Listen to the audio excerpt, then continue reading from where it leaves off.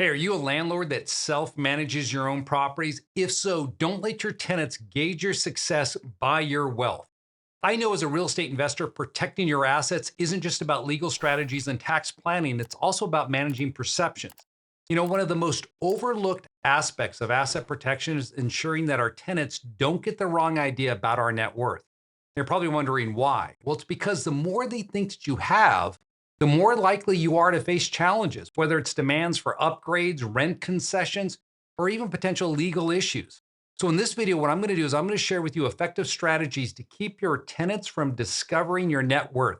You're going to learn how to protect yourself in a way that does not raise eyebrows while still maintaining control and professionalism.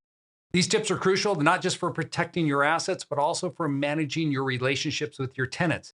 They're the same things that my father taught me growing up as an avid real estate investor himself. And I think you're going to learn a lot from this video. All right, let's get started. Okay, so what are some of these strategies that I'm referring to? Well, here's the thing. When I was growing up, one of the things my father taught me when it comes to dealing with tenants is that whenever you present yourself to your tenants, you don't want to be wearing a suit, a tie, a fancy shirt, anything like that. You want to always make it appear as if, hey, you're just getting by. So you're not wearing your best to go collect your rents. You're always going to wear something that looks like you're out there working with your hands. So that means wearing shoes that have paint on them, jeans, of course, that have grease stains, paint stains on it, oil, whatever the worst bit of clothing that you may have, that's what you should be wearing when you're collecting your rents. Now, some people think, well, that's just ridiculous. Hey, it isn't, because if tenants think that you're doing well, then as I stated in the opening, they could think, well, all right, well, when they raise my rents, I'm going to push back on it because I want concessions. They're making a ton of money off of me, because that is a perception that society right now, the news media, for how they portray landlords, is that the tenants are being taken advantage of. And they don't really consider the fact that the state and the county and the city keep raising the costs on us as landlords, which force us then to pass those costs on to our tenants. So, how you look is really important. Now, the second thing that I like to think about is your vehicle. So, how do you hold title to your vehicle? Well, this is the thing. So again, when I was growing up and I followed the strategy today, we would always come to the property in a beat up truck. My dad never wanted to drive his nice truck to the property. He wouldn't drive the Cadillac to the property. We'd always go out and collect rents in this beat up truck, or what he had, what he referred to as his rack car, an old Toyota. So when the tenant saw the vehicle they're driving up in, again, it fit the way we looked when we would go to the properties to collect the rents and do any rehab work on the apartment buildings. So your vehicle is really important, the type of vehicle you drive when you go there. Now, you might be thinking, well, Clint, I don't have a beat up truck. That's fine. All right, if you don't have a beat up truck, but don't drive the newest vehicle that you own. Now, the other thing that I would recommend too is that with your vehicle, right, hold this vehicle in a personal property trust. Do not hold the vehicle in your own name. Here's something you may not know. If you have a tenant that is trying to find out about your net worth, what they may do, could do this. They could just look at your license plate and they look at that number and say, all right, here's this license number. I'm going to go to a website. I'm going to put in that license number. I'm going to see, who is the owner. Okay, well, they're going to figure it's already you, but I want to know this. Where is their address? All right. So if they get your home address, because for most of us, we have our vehicles okay, they're registered with the DMV and we use our home address on that registration, unless it's a business vehicle. So if it's a business vehicle, we'll talk about that in just a second. So then they'll get your home address. And once they have your home address, then they can go on to Google Earth and they can say, oh, wow, look at that house that he lives in. Oh my gosh, it has a pool outside of it as well. They're doing really well, much better than me. Again, so now you've let them know behind the scenes how well you're doing. So putting your property or putting your vehicle in a personal property trust, not in your own name, is a great way to do it.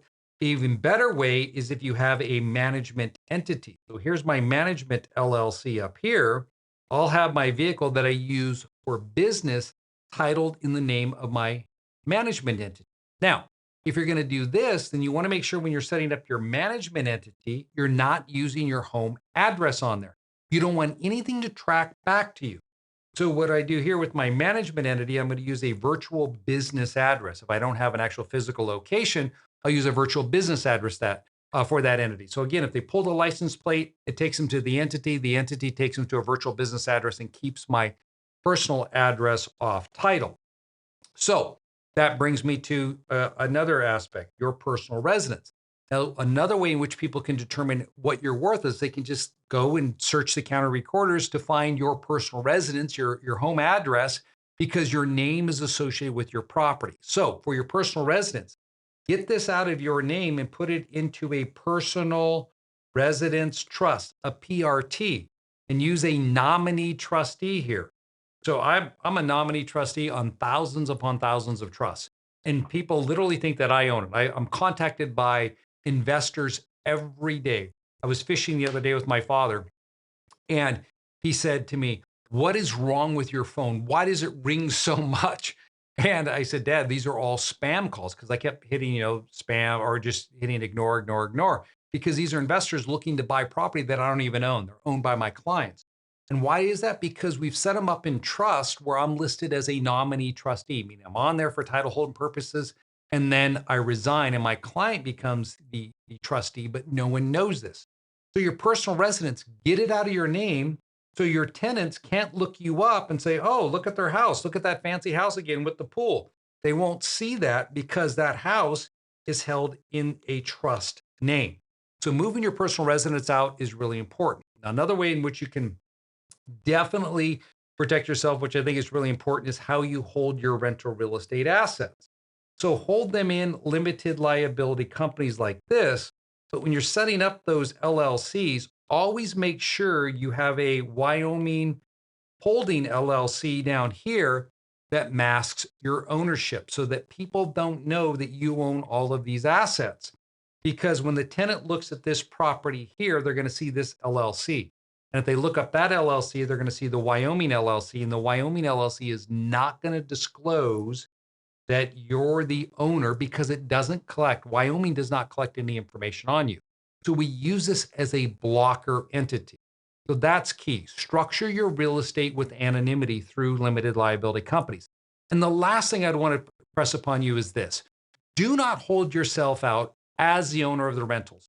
Always hold yourself out as a manager, that you manage these properties for the owner. You are not lying when you tell them that, because the property is owned by an LLC. You are legally not the owner of this property. You're just strictly the person who manages it.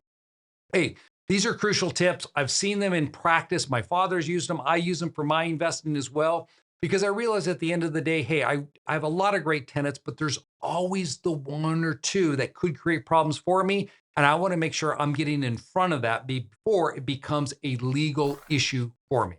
Guys, if you like this video, be sure to hit the like button. If you're not yet a subscriber, well, you know what to do. Take care.